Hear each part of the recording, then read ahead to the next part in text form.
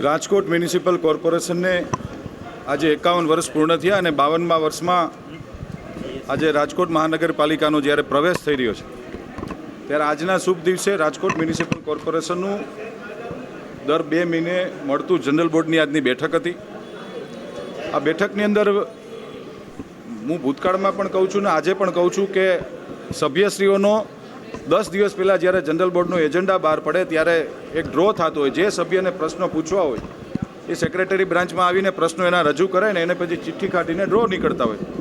ભારતીય જનતા પાર્ટીના સભ્ય શ્રી મગનભાઈ સોરઠિયાનો પ્રશ્ન હતો। પહેલા નંબર એ હતા, બીજા નંબર એ હતા।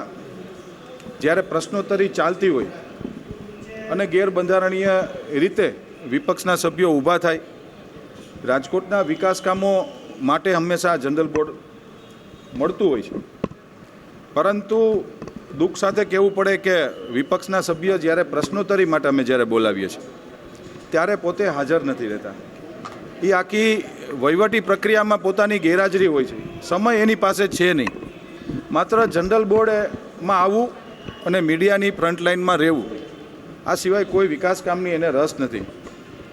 માત્ર એક પેપર ટાઈગરની જેમ વિપક્ષના સભ્ય આવે। દુઃખ સાથે એ પણ કહેવું પડે કે કોંગ્રેસના 4 સભ્યો છે, 4માંથી આજે 2 સભ્યો હાજર રહ્યા હતા। પૂરા સભ્યોનું કોરમ પણ હચવાતું નથી। અને જ્યારે માન્ય કમિશનરશ્રી જ્યારે વિકાસ કામોનો પ્રશ્નનો જ્યારે જવાબ દઈ રહ્યા હતા, પ્રશ્ન પણ ખૂબ સારો હતો, પરંતુ એને રોડા નાખવાના વિકાસ કામો માટે નહીં પણ વ્યક્તિગત પોતાની પ્રસિદ્ધિ કેવી રીતે થાય એના માટેનો આજે એણે હોબાળો મચાવ્યો। એટલે માન્ય અધ્યક્ષશ્રીની સૂચનાથી એને બહાર કાઢવામાં આવ્યા છે।